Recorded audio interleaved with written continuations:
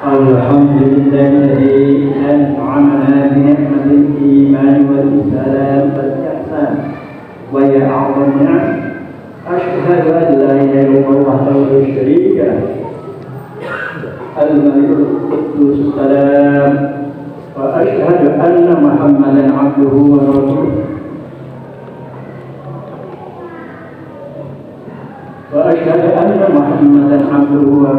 ورسوله خير الأنام ومصباح الظلام ورسول من العنام. اللهم صل وسلم وبارك على سيدنا محمد وعلى آله وصحبه هذا ذكر وسلم تسليما كثيرا. أما بعد فيا عباد الله أوصيكم ونفسي بتقوى الله فقد فاز من اتقى وخاف من طغى. قال الله تعالى في كتابه الكريم أعوذ بالله من الشيطان الرجيم وإذا قرئ القرآن فاستمعوا له وأنصتوا لعلكم ترحمون. صدق الله العظيم. Hadirin jamaah Jumat yang dirahmati Allah, pada kesempatan yang sangat membahagiakan ini dan insya Allah di tempat yang berbarakah ini, bersama-sama khotib mengingatkan kepada diri pribadi saya dan tak lupa mengingatkan, mengajak, menghimbau kepada segenap hadirin seiman, seislam yang saya cintai karena Allah. Marilah kita senantiasa berusaha dengan semaksimal mungkin untuk senantiasa berusaha meningkatkan iman dan takwa kita kepada Allah Subhanahu wa taala dengan berupaya menjalankan segala perintah Allah dan menjauhi segala larangan-larangannya dalam berbagai situasi dan kondisi, baik dalam keadaan sempit maupun lapang, dalam keadaan sedih maupun senang, dalam keadaan bersama-sama maupun dalam keadaan sendirian, kapan saja dan di mana saja, sesuai pesan Kanjeng Rasul, ittaqillaha haitsuma kunta. Bertakwalah kepada Allah kamu sekalian di mana saja dan kapan saja kamu berada. Hadirin jemaah yang dirahmati Allah, dengan takwa ini pula Allah menjadikan tolak ukur atau parameter untuk menjadikan ukuran hamba-hamba Allah yang paling mulia di sisi Allah, yaitu dengan takwanya. Artinya bukan karena harta bendanya yang banyak, bukan karena kepandaiannya, bukan karena jabatannya ataupun gelar dan titelnya yang banyak, namun karena takwanya. Bagaimana Allah berfirman, inna akramakum indallahi atqakum. Sesungguhnya yang paling mulia di antara kamu di sisi Allah adalah yang paling takwa. Hadirin jemaah yang dirahmati Allah,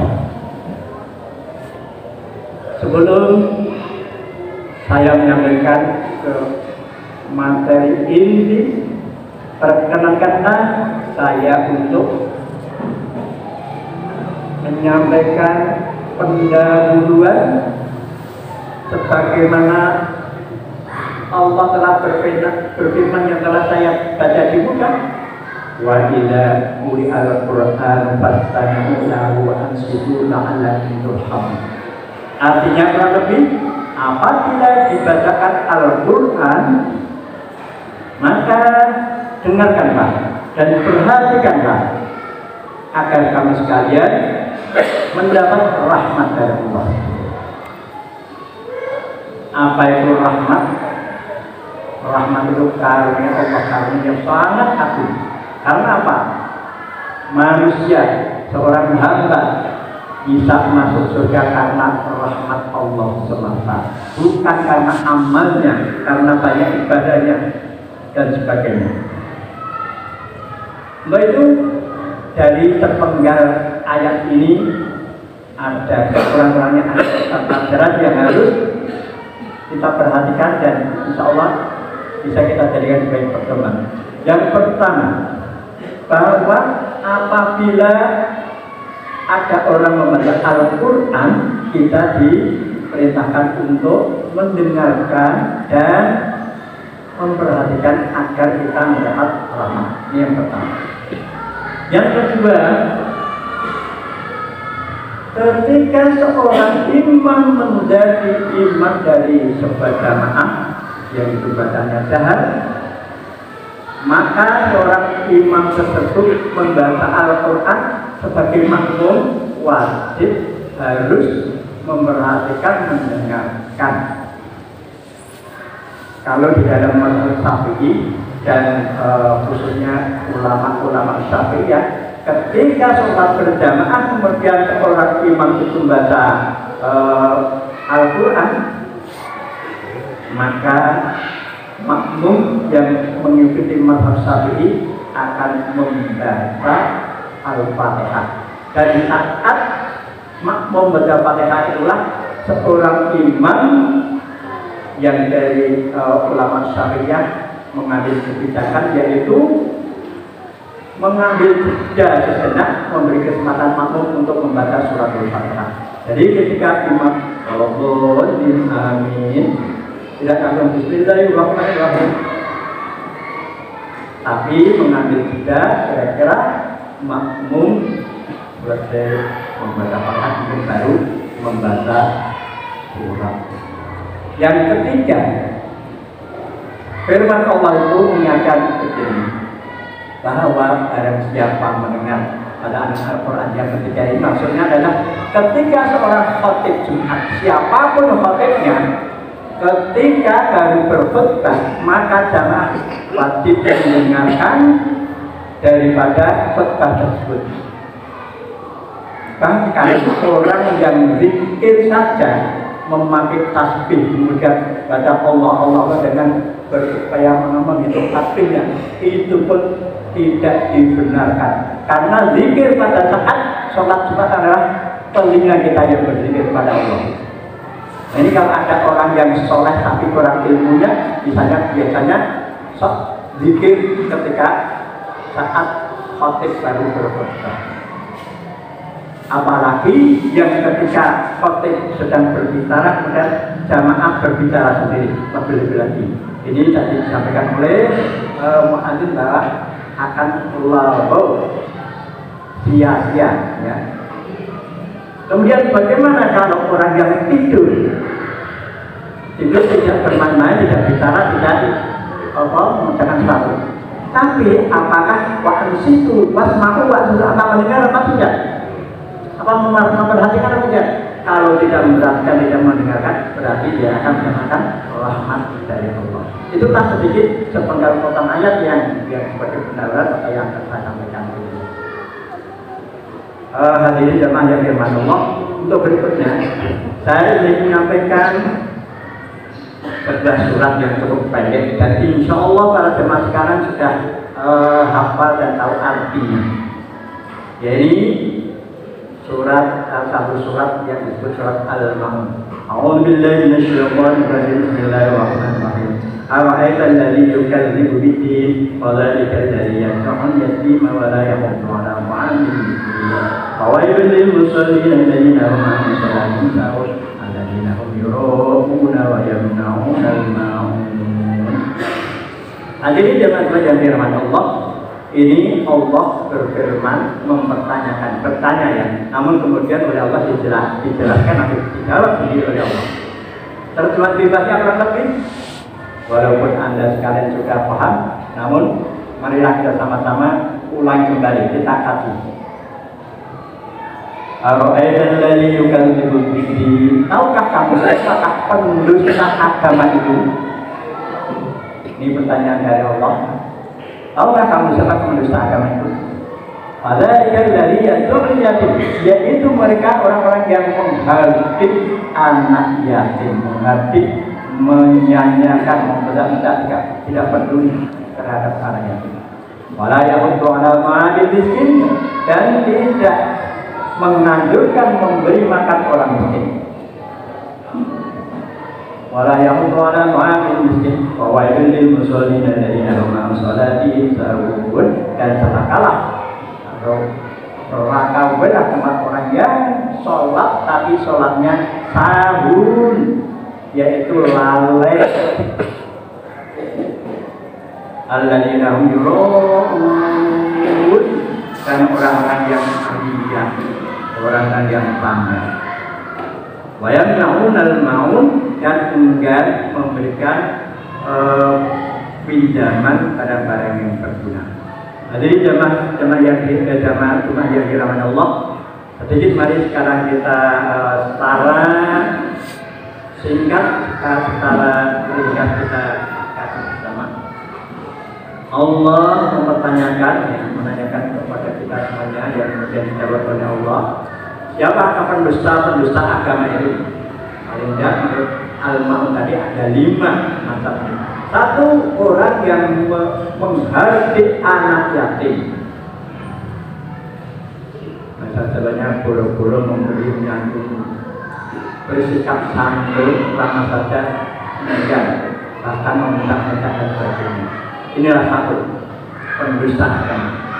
Walaupun dia katanya juga rajin sholat tapi sikapnya demikian, ini termasuk pendusta agama. Yang kedua, wala yahuddu 'ala ta'amil miskin, enggan untuk menganjurkan memberi makan kepada orang miskin. Lagi-lagi menganjurkan saja enggan, apalagi kok memberi. Sedangkan banyak baru tidak peduli, tidak mengingatkan temannya untuk memberi makan kepada orang fakir pun saja sudah dikatakan pendusta agama. Yang ketiga adalah orang-orang yang sholatnya lalai. Lalai di sini ada 2 penjelasan pendapat. Yang pertama, lalai kalau ketika sholat sudah takbiratul ihram sampai salam, pikirannya mana-mana, memandang sesuatu, asal sudah salam selesai, baru sadar kalau sudah selesai sholat. Ini termasuk contoh lalai yang pertama. Yang kedua yang dikatakan lalai adalah orang yang sukanya menunda-nunda waktu sholat hingga sampai akhirnya sholatnya sudah habis waktunya dan Allah. Yang kedua ini. Nah ini apapun pendapat ini semuanya merupakan ciri orang pendusta agama. Yang berikutnya, alladzina yura'un, yaitu orang-orang yang ria. Orang yang ria ini bisa dikatakan disebut juga syirik asghar, syirik kecil. Karena apa? Dia beribadah tidak untuk Allah tapi untuk manusia supaya dipuji. Dan kelak di akhirat ketika mau menanyakan masalah bahannya, dijawab, mintalah kamu kepada orang yang dulu kamu beribadah untuknya, dan akhirnya dimasukkan ke neraka kaum kafir. Kemudian yang terakhir yaitu supaya mau tidak mau atau enggan memberi bantuan, meminjamkan hal-hal yang berguna, yang sifatnya ringan. Katakan misalnya ada temannya yang membutuhkan sekali untuk pinjam sepeda keperluan yang penting, kemudian beralasan macam-macam tidak dipinjamkan, tinggal bagi contoh, jadi bukan bagi contoh. Nah ini zaman yang dirahmati Allah, saya kira itu mewakili semua mungkin perilaku yang lain yang menjadikan agama kita dirahmati. Namun di sini dari surat Al-Ma'un ada 5 yang disebutkan bahwa mereka orang-orang yang pendusta agama di satu, yaitu saya ulangi kembali, yaitu orang-orang yang hati anak yatim, kemudian tidak menganjurkan untuk memberikan makan orang miskin, kemudian orang yang lalai dalam sholatnya, kemudian orang yang meriah, kemudian yang terakhir adalah tinggal memberikan bantuan atau pinjaman kepada saudaranya yang membutuhkan. Hadirin jemaah yang dirahmati Allah, kemudian prioritas apa yang siapa yang harus kita satukan dulu sama-sama anak yatim. Anak yatim maka dalam Al-Quran dikatakan yatim mendama perintah surat Al-Balad ini, yaitu orang anak-anak yatim yang ada hubungan kerabat. Kalau hubungan yang hubungan kerabat ini ada, baru orang lain. Kemudian au miskin mendama setelah orang-orang miskin yang sangat membutuhkan. Ini prioritas untuk yang di sana. Jadi teman-teman yang dirahmati Allah, kemudian yang perlu kita perhatikan dan kita tanamkan benar-benar dalam hati kita, dan untuk selanjutnya bisa menjadi pedoman yang kita laksanakan. Apa itu? Ketika kita berpikir, ketika memberi bantuan kepada orang lain, berpikirlah yang dicontohkan oleh Kanjeng Rasul Muhammad SAW ketika beliau pernah menanyakan kepada Sayyidah Aisyah. Pada waktu itu Sayyidah Aisyah mendapatkan daging kambing yang banyak sekali itu, terus kemudian dibagikan kepada saudara-saudaranya yang membutuhkan. Setelah itu Kanjeng Rasul pulang menanyakan, "Wahai Aisyah, di mana daging-daging yang daging kambing yang kemarin atau yang pada saat itu disampaikan oleh Sayyidah Aisyah?" Mana Sayyidah Aisyah mengatakan, "Dagingnya sudah habis ya Rasul, tinggal satu kambing." Kemudian Kanjeng Rasul apa yang jawab beliau? Yang milik kita, yang abadi, yang sesungguhnya milik kita itu yang telah kamu berikan kepada saudara-saudaramu. Sedangkan yang tinggal itu nanti belum tentu jadi milik kita. Inilah. Kemudian keuntungan apa sih yang namanya kalau orang memberi kepada orang miskin atau orang yatim? Ketika seseorang memberi kepada orang anak-anak yatim atau orang miskin, yang justru lebih beruntung adalah orang-orang yang memberi, bukan yang diberi. Karena apa? Ketika seorang memberi kepada seorang anak yatim atau orang miskin, harta yang dibelanjakan yang diberikan itu Allah akan melipat gandakan minimal 10 kali, bisa jadi sampai 700 kali ketika itu di jalan Allah Subhanahu. Allah berfirman dalam Al-Quran, "Masalul ladzina yunfiquna amwalahum fi sabilillahi kana sadaqatan amdatat sab'a sanabila fi kulli sunbulatin mi'atan wallahu yudha'ifu liman yasha." Perumpamaan orang yang menginfakkan hartanya di jalan Allah kama sadaqatan amdatat bagaikan seumpama sebutir biji yang kemudian ketika ditanam tumbuh 7 tangkai. Setiap tangkai itu ada 100 biji lagi, jadi 700. Inilah yang diberikan Allah minimal 700. Wallahu yudha'ifu liman yasha, dan Allah akan melipat gandakan kepada yang Allah kehendaki sampai lebih dari itu. Wallahu wasi'un alim, dan Allah Maha luas karunia dan Maha tahu. Dan jangan sekali-kali berpikir sebagai orang yang bakhil. Orang yang bakhil akan mengatakan begini, enak saja tinggal menerima, sini yang kerja keras pagi sore tanpa henti suruh ngasihkan. Inilah pemikiran orang-orang bakhil yang sangat dibenci oleh surga dan sangat disukai oleh neraka maut. Jadi zaman yang dirahmati Allah, itu barangkali sedikit yang bisa saya sampaikan. Mudah-mudahan ini menginspirasi kita. Kalau yang dulu-dulu yang kemarin-kemarin belum bisa berpikir seperti Rasul, mari kita sekarang mengikuti bagaimana cara Rasul berpikir, tidak seperti orang yang bakhil tadi. أعوذ بالله من الشيطان الرجيم بسم الله الرحمن الرحيم والعصر إن الإنسان لفي خسر إلا الذين آمنوا وعملوا الصالحات وتواصوا بالحق وتواصوا بالصبر أخذوا الصبر والحق أنت خير الراحمين. اللهم صل وسلم وجل عليهم وتفضل وبارك بجلالك وكمالك عليهم عبادك وأشرف لفظك شهد الرب والعزم والإمام طيبة والحرم سيدنا مولانا محمد وعلى آله وصحبه وسلم ورضي الله تبارك وتعالى عن كل صحابة رسول الله أجمعين.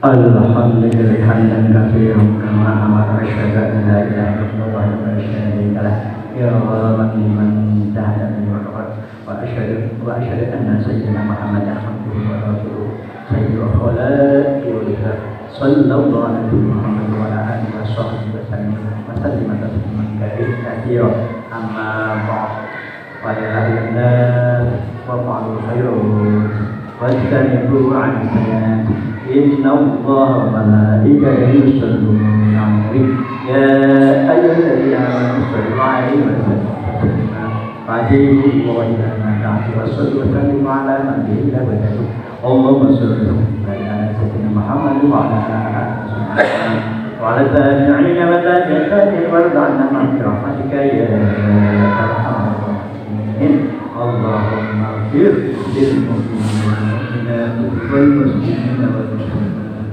innaka qaribun wa ya qadi al-hajat Allahumma ansur man nasra fi wahdhur man fadlan innaka 'alimul qadir Rabbana la tu'akhidhna in nasina aw akhtana Rabbana wa la tahmil 'alaina isran kama hamaltahu 'ala Rabbana wa la tuhammilna